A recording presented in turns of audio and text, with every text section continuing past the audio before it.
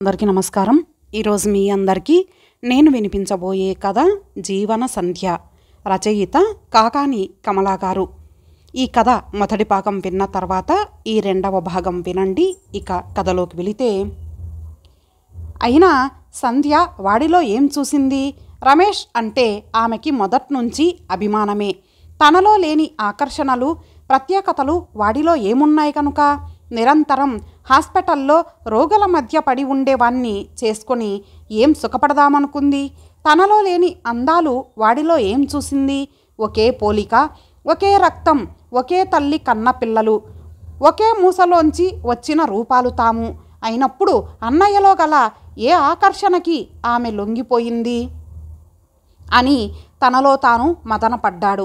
లేనిపోనివేవో కల్పించుకొని అనవసరంగా ఆవేశపడ్డాడు. అర్థం లేని ఆలోచనలతో తనే కించపరుచుకున్నాడు. గిల్టీగా ఫీల్ అయ్యాడు. తను అన్నయ్య ఒకే రూప లావణ్యాలు గల ప్రతిబింబాలు అనే అనుకున్నాడు. కానీ అన్నయ్యలో బాహ్య సౌందర్యంతో పాటు అంతః సౌందర్యం కూడా ఉందని, అతని నడవడే పలువురిని ఆకట్టుకుంటుందని ఆలోచించలేకపోయాడు. సంధ్య కూడా అతని వ్యక్తిత్వానికే తల ఒగ్గిందని అనుకోలేకపోయాడు. అనవసరపు ఆలోచనలతో మనస్సుని కలుషితం చేసుకున్నాడు. తనని తిరస్కరించిన సంధ్య తన అన్నయ్యని ప్రేమించింది. తను మనసు పడ్డ అమ్మాయి తన అన్నయ్యకి అర్ధాంగి కాబోతున్నది. ఇంతకంటే నరకం ఇంకెక్కడ ఉంటుంది అనుకున్నాడు ఆవేశంగా. అతని కళ్ళు బాధతో పదునుగా కదిలాయి. తల విదుల్చుకొని అశాంతిగా కుర్చీలో వెనక్కి వాలాడు. భావి ఇంజనీర్ సురేష్ కుమార్. అనుకున్నవి అన్నీ సవ్యంగా జరిగిపోతూ ఉంటే కాలం ఇట్టే గడిచిపోతున్నట్టుగా అనిపిస్తుంది. సంధ్య రమేష్ల వివాహం జరిగి 3 నెలలు కావస్తున్నది. కానీ సంధ్య ఇంకా కాపురానికి వెళ్ళలేదు. 1 నెల అత్తగారి ఇంట ఉండి తిరిగి పుట్టింటికి వచ్చేసింది. దానికి కారణం ఇంకో 4 నెలల్లో రమేష్కి MD పూర్తి కావస్తున్నది. పైగా అతను ప్రస్తుతం హాస్టల్లో ఉంటున్నాడు కనుక ఆ చదువు పూర్తి అయ్యాక సంధ్యని కాపురానికి పంపాలని పెద్దలు నిశ్చయించుకున్నారు. పైగా అదే టైంలో సంధ్యకి BA పరీక్షలు జరుగుతున్నాయి కనుక ఉభయత్ర మంచిదని ఆ విధంగా నిర్ణయించారు. అవును మరి, సంసారానికి చదువుకి చుక్కెదురు. కానీ దంపతుల ఇద్దరి మధ్య ఉత్తర ప్రత్యుత్తరాలు జరుగుతూనే ఉన్నాయి. రమేష్ వీలును బట్టి అప్పుడప్పుడు అత్తవారింటికి వచ్చి సంధ్యతో ఓ రాత్రి గడిపి వీలును బట్టి వెళ్ళిపోతున్నాడు. కానీ వెంటనే ఉత్తరాలు రాయటంలో మాత్రం సంధ్యదే బాధ్యత ఎక్కువ. ఎందుకంటే రమేష్కి ఎక్కువగా ఉత్తరాలు రాసే అలవాటు లేదు. పైగా ఇప్పుడు క్షణం తీరిక లేకుండా సతమతమవుతున్నాడు. అందుకని తను వీలును బట్టి రాస్తాడు. కానీ సంధ్య మాత్రం తరచూ రాయాలని షరతు పెట్టాడు. పగలంతా డ్యూటీ, రాత్రి అయ్యేసరికి చదువు. ఎక్కడ టైం చాలటం లేదు. ఒక్కొక్క రోజు ఒక్కొక్క క్షణంలాగా అనిపిస్తోంది. నిరంతర పరిశ్రమతో నలిగిపోతున్నాడు. ఎక్కడి టైము సర్దుబాటు కావటం లేదు. సంధ్యపై మనసు పోయినప్పుడు కన్నులు బరువుగా మూతలు పడతాయి. మనసుకి మత్తు ఆవరిస్తుంది. బలవంతాన కళ్ళు తెరిచి పుస్తకంపై దృష్టి నిలుపుతాడు. ఈ వెధవ పరీక్షలు తొందరగా అయిపోతే బాగుండు, హాయిగా సంధ్యని తెచ్చుకోవచ్చు అని ఆత్రపడుతున్నాడు. ఇక్కడ సంధ్య పరిస్థితి అందుకు పూర్తి విరుద్ధం. ఒక్కొక్క రోజు ఒక్కొక్క యుగంలాగా గడుస్తున్నది. నిరంతరం అతని తీయని తలపులతో కాలం దొర్లించుతోంది. సంధ్య నుంచి ఉత్తరం వచ్చిన రోజు రమేష్కి మరీ మనసు సోలిపోతోంది. రాకపోతే రాలేదన్న ఆరాటం. ఇద్దరి మధ్య ఇలా గడుస్తున్నది కాలం. అయినా సంధ్య వైపు మరి మనసు పరుగులు తీస్తే ఇక ఉండలేక రమేష్ అప్పటికప్పుడు అనుకొని బయలుదేరి ఓ రాత్రి సంధ్య దగ్గర గడిపి ఆ మర్నాడు చీకట్లు విడకుండా బయలుదేరి డ్యూటీ టైంకి వచ్చేస్తాడు. రమేష్ రాక కోసం సంధ్య ఎదురు చూస్తుంది. సంధ్య వాళ్ళ పెరట్లో ఉన్న జాజి పందిరి సాయంత్రం అయ్యేసరికి దోసిళ్ళ కొద్దీ పూలని విరబూస్తుంది. ఆ పూలన్నింటినీ ఓపిగ్గా కోసి దోసిలి నిండా పోసుకొని మత్తుగా కన్నులు అరమోడ్చుకుంటుంది. ప్రతి పువ్వులోనూ రమేష్ మోహన రూపం కదలాడుతూ ఆమెని మైమర్పిస్తున్నది. అట్లా ఆ పువ్వుల్లోకి చూస్తూ గంటల కొద్దీ గడిపేయమన్నా గడపగలదు సంధ్య. ఆ జాజులన్నింటినీ కలిపి పెద్ద దండ కడుతుంది.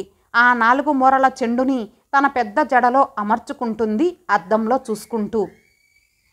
ఇవాళ తను వస్తే బాగుండు, ఈవేళ తను వస్తే బాగుండు అనుకుంటుంది రోజు. అలాంటి రోజుల్లో ఏదో ఒక రోజు నిజంగానే వచ్చేస్తాడు రమేష్.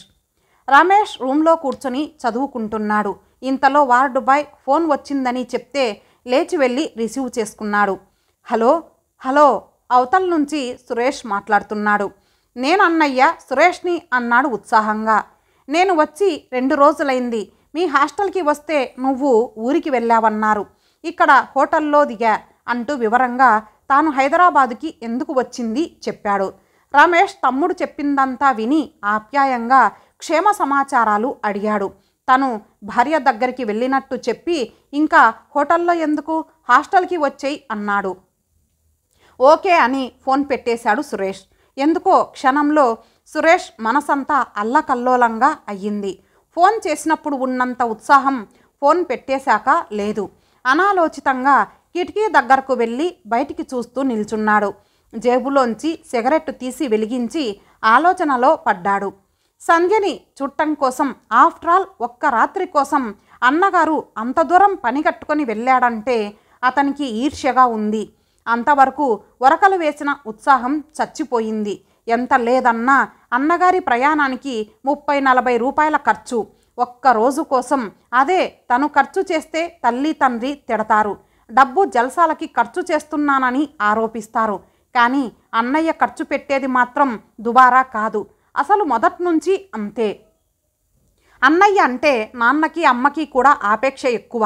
నాకంటే 1 గంట ముందు పుట్టిన భాగ్యానికి వాడు ఇంటికి పెద్ద కొడుకు అయిపోయాడు. కాగా శ్రద్ధగా చదువుతాడని, సినిమాలకి షికార్లకి తిరగడని వాళ్ళకి మక్కువ. కానీ మరీ అంత చచ్చు రకంగా ఉండటం తనకి చేత కాదు. నేను 10 రూపాయలు ఖర్చు పెట్టినా వాళ్ళ దృష్టిలో 100 రూపాయలు ఖర్చు పెట్టినట్లే ఉంటుంది. కానీ ఇప్పుడు అన్నయ్య ఖర్చు పెట్టేదంతా డబ్బు కాక మరేమిటి? ఒక్క రోజు కోసం, ఆఫ్టర్ ఆల్ ఒక్క రాత్రి కోసం అంత దూరం పడి పోకపోతే ఏం మునిగిపోయింది? ఓ 10 రూపాయలు పారేస్తే ఆ పాటి ఆనందం ఈ హైదరాబాదులో దొరక్కపోయిందా? సంధ్య. ఎవరి సంధ్య? నా ప్రేమని తిరస్కరించి నా లేత మనస్సుని గాయపరిచిన సంధ్య అన్నయ్యపై అమృతం కురిపిస్తున్నది. వాడి మనస్సులో మల్లెలు పూయిస్తున్నది. తనలో ఏముంది లోపం? ఎక్కడుంది అపశృతి? అబ్బా! కాలిన సిగరెట్టు పెదవులకంటుకొని చొరకపెట్టింది. సిగరెట్టు ముక్క పారేసి పెదవులు చూపుడు వ్రేలితో రాసుకుంటూ అన్యమనస్కంగా గదిలో పచార్లు చేస్తూ డ్రెస్సింగ్ టేబుల్ ముందుకు వచ్చి నిలిచాడు. ఎదురుగా ఉన్న నిలువుటద్దంలో ఇంకో సురేష్ నిలిచాడు. అత్యంత ఆధునికంగా సమ్మోహనంగా ఉన్నది ఆ రూపం. నిలువెత్తు భారీ విగ్రహం, నుదుటి మీదికి వ్రాలిన క్రాపు, కొంటెతనం ప్రతిఫలించే చురుకైన కళ్ళు, మెత్తగా అద్దుకోవాలనిపించే పెదవులు. ఈనాటి సినిమా హీరోలని తలదన్నేలా ఉన్నది ఆ రూపం. షర్టుకున్న పై బొత్తములు విడివడి ఛాతీ విశాలంగా కనిపిస్తున్నది. గుండెల మీద ఎత్తుగా పరచుకున్న జుత్తుని చేత్తో రాసుకుంటూ వచ్చి సోఫాలో కూర్చొని కాలింగ్ బెల్ నొక్కాడు. మరో నిమిషంలో హోటల్ బాయ్ పరుగు పరుగున వచ్చి నిలిచాడు. చూడు, నేను రూమ్ ఖాళీ చేస్తున్నాను, బిల్ తెచ్చి పెడతావా అన్నాడు. జీ సాబ్ అని వెనుదిరిగిన వాణ్ణి మళ్ళీ పిలిచి, ఇదిగో ముందు నా సామానంతా ఆ సూట్ కేసులో సర్ది పెడతావు అంటూ పర్సులోంచి ఓ 3 రూపాయలు తీసి వాడికి ఇచ్చాడు. సంతోషంతో ఆ కుర్రాడు చకచక హ్యాంగర్కి ఉన్న బట్టలు తీసి సర్దటం మొదలుపెట్టాడు. మరో 15 గంట కల్లా హోటల్ వదిలి రోడ్డు మీదకి వచ్చి ఆటో ఎక్కాడు సురేష్. సురేష్కి కాలేజీ సెలవులు వచ్చినప్పుడల్లా హైదరాబాదుకు వచ్చి అన్నగారి హాస్టల్లో ఓ 2-3 రోజులు గడిపి ఆ తర్వాత దగ్గరలోనే ఉన్న తమ ఊరికి వెళ్ళటం మామూలే. అన్నదమ్ములిద్దరూ ఆప్యాయంగానే ఉంటారు. తమ్ముడు కాస్త దుడుకు స్వభావంతో ఏదైనా మాట జారినా రమేష్ సర్దుకుపోతాడు. సురేష్ స్వభావం చాలా చిత్రమైంది. అంతట్లోనే కోపం వస్తుంది. ఆ కోపానికి తగినంత కారణం కూడా ఉండదు.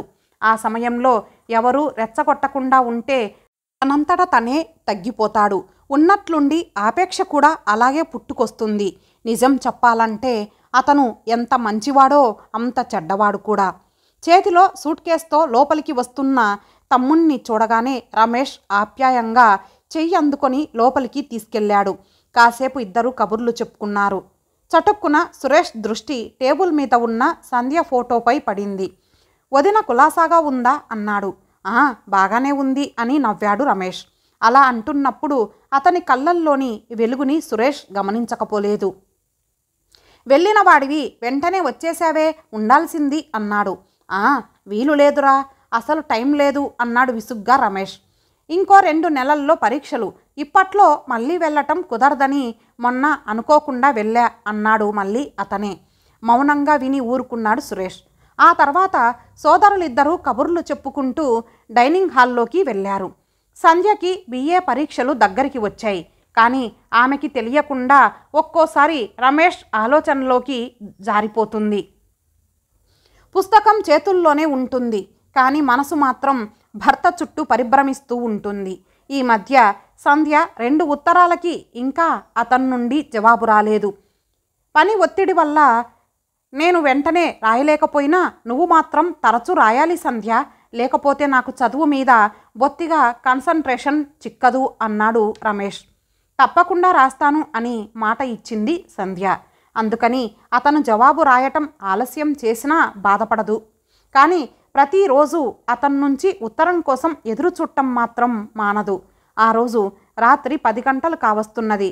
రేడియోలో ఏదో నేషనల్ ప్రోగ్రాం వస్తుంటే వింటూ కూర్చున్నారు రామ్మూర్తి కుటుంబ సభ్యులు. టక్ టక్ టక్ తలుపు శబ్దమైతే లేచి వెళ్ళి తలుపు తీసింది సంధ్య. ఎదురుగా భర్త రమేష్ చేతిలో చిన్న హ్యాండ్ బ్యాగుతో నిలిచి ఉన్నాడు. ప్రయాణపు తాకిడికి క్రాఫ్ చెదిరి అలసట సూచిస్తున్నది. అయినా సమ్మోహనంగా ఉన్నది ఆ రూపం. ఆనందంతో ఆమెకి క్షణం నోట మాట రాలేదు. దాహంతో నోరు ఎండుకుపోతున్న మనిషికి కొబ్బరి బొండంలోని తీయని నీరు లభిస్తే ఎలా అనిపిస్తుంది?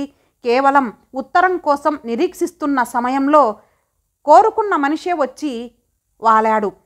ఆనందం కాక మరి ఏమిటి? ఆశ్చర్యం నుంచి తేరుకొని ఆనందం నుంచి తెప్పరిల్లి మీరా రండి అంటూ ఆప్యాయంగా చేతిలోని బ్రీఫ్ కేస్ అందుకుంది. కలలోంచి త్రొల్లిపడినట్లుగా అయ్యి ఆమె వెంట కదిలాడు. అమ్మా అని సంధ్య పిలుస్తూ ఉండగానే సీతమ్మ అల్లుణ్ణి చూసి కంగారుగా లేచింది. వాళ్ళు కుర్చీలో పడుకున్న రామ్మూర్తి స్ప్రింగ్ ఇచ్చినట్లు లేచి రావోయ్ అల్లుడు, రారా కులాసానా అంటూ సాదరంగా ఆహ్వానించాడు. చూడు సంధ్య, నువ్వు అతని ఉత్తరం కోసం ఎదురు చూస్తున్నావు, కానీ అతనే నీకోసం వచ్చేశాడు. రామ్మూర్తి మురిపెంగా కూతుర్ని చూస్తూ అన్నాడు. తలెత్తిన సంధ్యకి భర్త కొంటె చూపులు గిలిగింతలు పెట్టాయి. మరో అరగంట కల్లా స్నానం చేసి అత్తగారు పెట్టిన భోజనం ఆరగించాడు. అతడు తన కోసం ఏర్పాటు చేసిన గదిలోకి వచ్చాడు. గదిలో పందిరి మంచం, దానిమీద తెల్లటి దుప్పటి, ప్రక్కనే కిటికీలోంచి జాజి పందిరి మీదుగా వస్తున్న చల్లటి గాలి, తెల్లటి చీర, జడలో జాజులతో కవ్విస్తున్న సంధ్య, ఇవన్నీ కలిపి అతన్ని వివసుణ్ణి చేశాయి. మెల్లగా లైట్ ఆర్పి కిటికీ దగ్గరకు వెళ్ళి నిల్చున్నాడు. బయటంతా వెన్నెల పరుచుకొని ఉంది.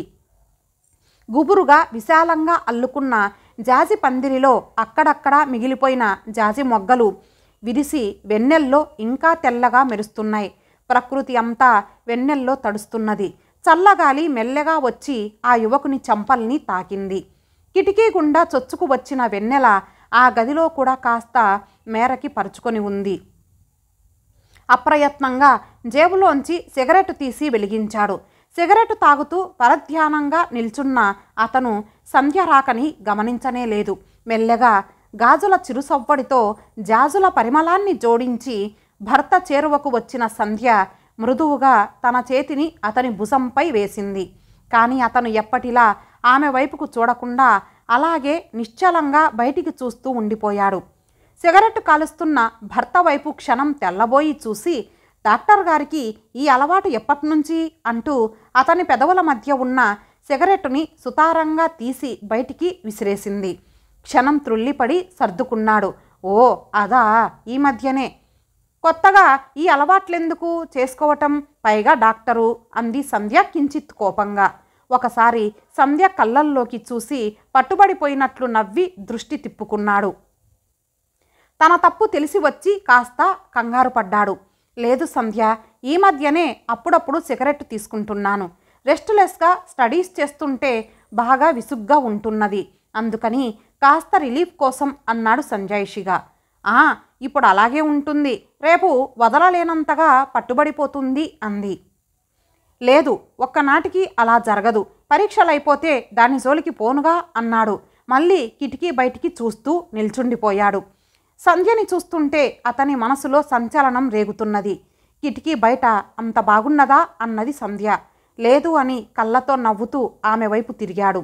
సంధ్య అంటూ బరువుగా పలికి ప్రక్కకి తిరిగి ఆమె కళ్ళల్లోకి చూశాడు. ఊ అంటూ మత్తుగా అతని విశాలమైన ఛాతి మీద వ్రాలింది సంధ్య. ఆ క్షణంలో అతని హృదయంలో నుండి అనురాగం పొంగి పొరలింది. రెండు చేతుల ఆమెని గుండెలకు అదుముకొని మోహావేశంలో అందిన చోటంతా ముద్దులు కురిపించాడు. తన బలిష్టమైన చేతులతో ఆమె ఒళ్ళంతా తడిమి తడిమి తనలోనికి ఇముడ్చుకున్నాడు. ఎప్పుడు వచ్చినా ఒక్క పూట కూడా ఉండటం లేదు. రేపు భోంచేసి వెళ్ళండి అన్నది సంధ్య. కుదరదు సంధ్య, ఇప్పటికే చాలా టైం వేస్ట్. నా పరిస్థితి అలాంటిది. ఇక నీకోసం ఈ మాత్రంగా రావటం అన్నాడు గాఢంగా తనలోనికి ఆమెని చేర్చుకుంటూ. వచ్చినప్పుడల్లా అర్ధరాత్రి దాకా ఎన్నో కబుర్లు చెప్పేవాడు అతడు. ఈసారి మౌనం దాల్చటం కాస్త అన్యమనస్కంగా ఉండటంతో సంధ్యకి కొద్దిగా ఆశాభంగం కలిగింది. చదువు, ప్రయాణం వీటితో అలసిపోయారేమో అనుకుంది. అయినా ఉండబట్టలేక అడిగింది, అప్పుడే నిద్ర వస్తోందా? లేదు.